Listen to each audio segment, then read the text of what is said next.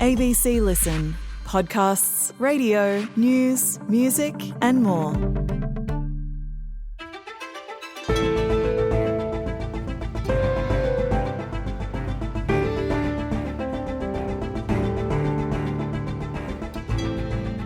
You've probably been seeing a fair bit of Taylor Swift's name this week. She's been busy touring. Yes, she's in Melbourne.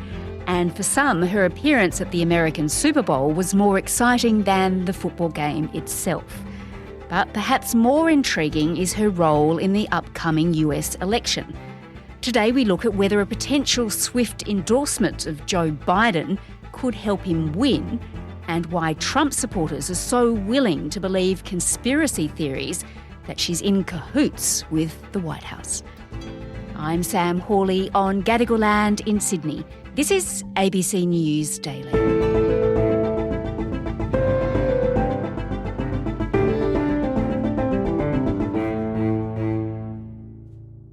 My name is Matt Harris. I am an associate professor of political science at Park University, just outside of Kansas City, Missouri. I am a big football fan and a fan of Taylor Swift. So, I was going to say. These topics tend to merge together for me pretty nicely. It's been a big week for you then, hasn't it? I assume you were watching the Super Bowl along with, what was it, 123 million other people or something like that? Yeah, I mean, I think, looking at a number that big, I think it shows us Taylor Swift drives NFL viewership, particularly among teenage girls and young women. Her affiliation with the Kansas City Chiefs means they are the preferred team of the Swifties. Along with the NFL ratings, we also have astronomical increases of the sales of Travis Kelce merchandise. The value of the Chiefs has gone up and everything that's associated with it.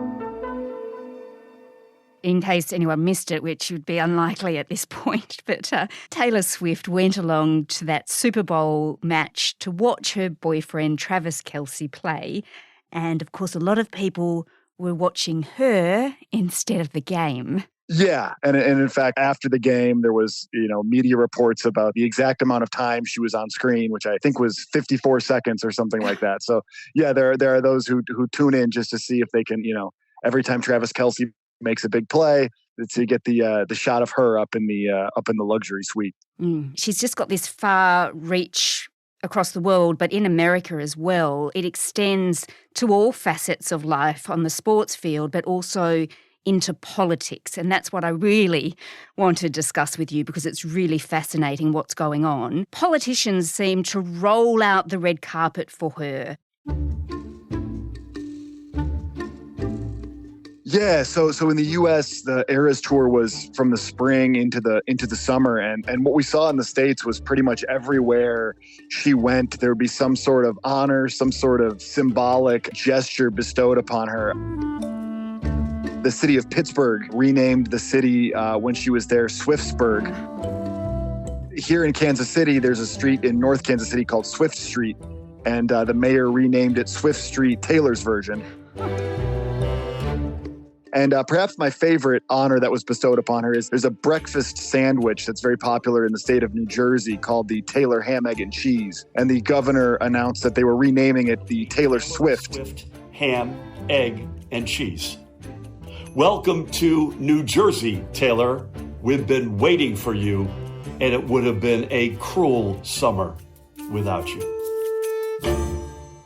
Politicians, are aware of the fact that if you can attach your name to her, there's going to be a tension with that. And, of course, you're in an election year, and the question of Taylor Swift's influence is going to the top of American politics, because there's a huge amount of speculation that she's going to endorse President Joe Biden. She's done that before, hasn't she? Just remind me about that. Yeah, so her official political endorsements have been fairly limited. She endorsed a couple of Tennessee Democrats. Her adopted home state is Tennessee. She endorsed a couple Tennessee Democrats for Congress in 2018, and then she endorsed Joe Biden in 2020. And so there's a sense, based on her past political endorsements, that if she chooses to get involved in 2024, it would probably be on the Democratic side of the aisle. What do we know, Matt, about her politics? What does she stand for? I think that it's been, her political endorsements and statements have been somewhat limited, but I think what we know is they all tend to go in a left-leaning direction. She was very critical of Donald Trump in a 2020 tweet saying that he was stoking the fires of white supremacy and racism. She gave a message of support to the LGBTQ plus community during Pride Month on her Eras tour.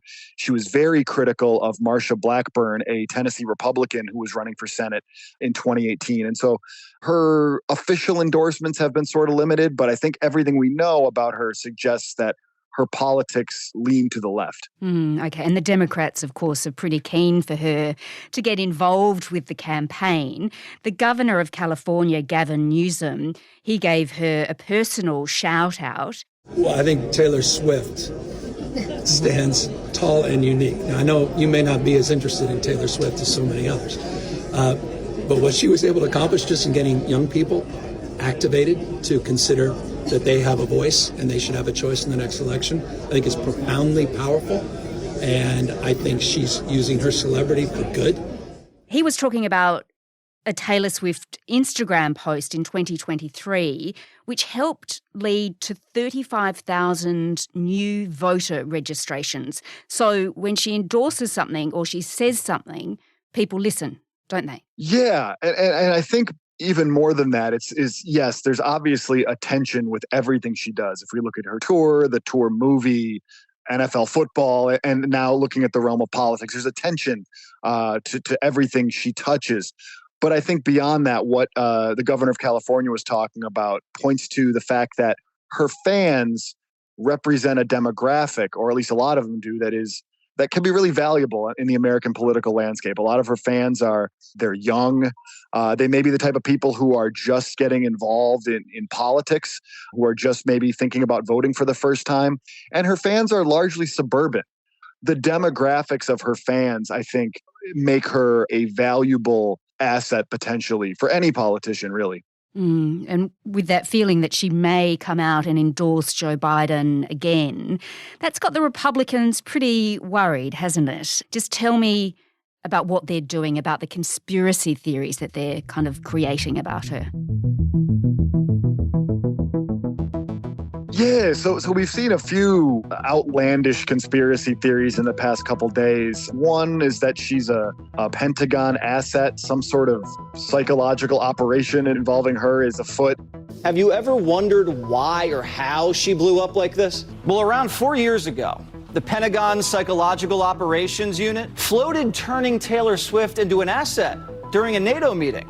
We've heard conspiracies that the Super Bowl is rigged and that this is all sort of a government operation to prop up, Taylor Swift and Travis Kelce's relationship, to get attention towards them, all leading up to an eventual endorsement of Joe Biden. We all know what's happening with Taylor Swift is not organic and it's not natural.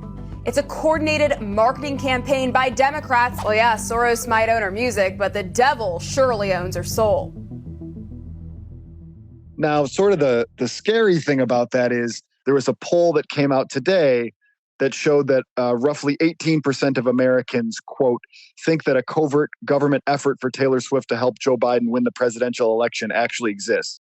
On the other hand, when we dig into that data, we find that out of that 18% of Americans, they are largely something like 80+% Trump supporters. And so we've seen these sort of right-wing conspiracy theories about Taylor Swift abounding in the past couple of weeks.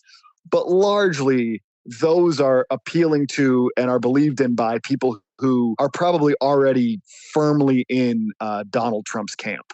Well, Donald Trump has taken to social media to label Taylor Swift disloyal. He's worried, is he, about the influence that she could have at this election? Yeah. I mean, I think just as much as the Biden campaign would welcome an endorsement, I think the Trump campaign is thinking about how to counteract that. I wonder, if Trump's reaction to an endorsement might actually do him even more harm, right? We've seen some of the comments he's made about women in the past. if he gets sort of very personal in his attacks of Taylor Swift, which I know it seems, stunning to think that Donald Trump would do such a thing. But if he were to sort of attack her personally, would that sort of feed into what people already feel like they know about him, which is this is somebody without very much respect for women? Matt, I really am interested in whether or not celebrity endorsements actually work. Have they ever influenced elections in the past? Yeah, so the sort of canonical example in political science research is when Oprah Winfrey endorsed Barack Obama in 2008. For the very first time in my life, I feel compelled to stand up and to speak out for the man who I believe has a new vision for America. He is the one. Barack Obama!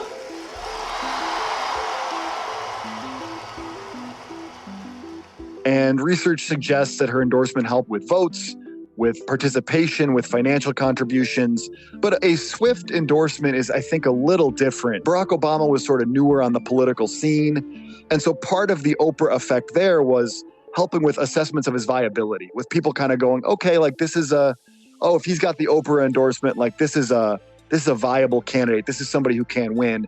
And that's probably not something that is as important in a general election between, Joe Biden, who's the current president, and Donald Trump, who previously was the president. They're very well known. But I think there are some similar effects that the Democratic Party would like to see in terms of if she can mobilize turnout, and certainly if she's able to mobilize fundraising efforts. Okay, so she might not swing the election, but certainly Joe Biden would welcome her support. Yeah, I think to say that any one factor is going to swing an election, it's always possible. So we had an election in the States in the year 2000 between George W. Bush and Al Gore that came down to a little over 500 votes in the state of Florida. And so it's always possible in a close race that any small factor could swing it one way or the other. But at the same time, given that it's two really well-known candidates, there are going to be a million other factors at play. And so will it swing the race? That's probably less likely or hard to determine. Dr. Matt Harris is an associate professor of political science at Park University in Missouri. This episode was produced by Nell Whitehead, Bridget Fitzgerald and Sam Dunn. Audio production by Anna John. Our supervising producer is David Cody. I'm Sam Hawley. ABC News Daily will be back again on Monday. Thanks for listening.